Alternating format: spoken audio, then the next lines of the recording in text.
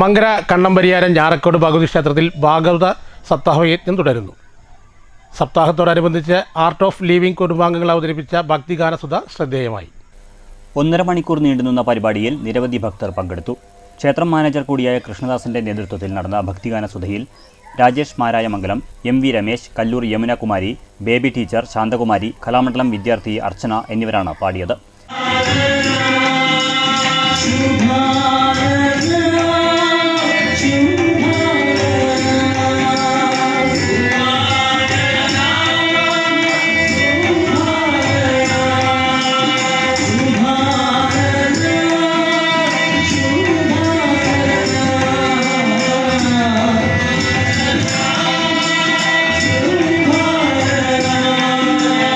മാങ്കുറിശി ദിനേശ് വാര്യർ ഇടയ്ക്ക, ഗണേഷ് ശർമ്മ മൃദംഗം, അനിൽ മാരായമംഗലം തബല, വിനോദ് പഴയന്നൂർ വയലിൻ, രാമചന്ദ്രൻ കേരളശ്ശേരി എന്നിവർ പക്കമേളമൊരുക്കി.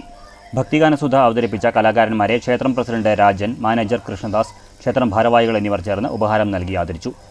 വെള്ളിയാഴ്ച നടക്കുന്ന പ്രതിഷ്ഠാദിനത്തോടെ പരിപാടികൾക്ക് സമാപനമാകും.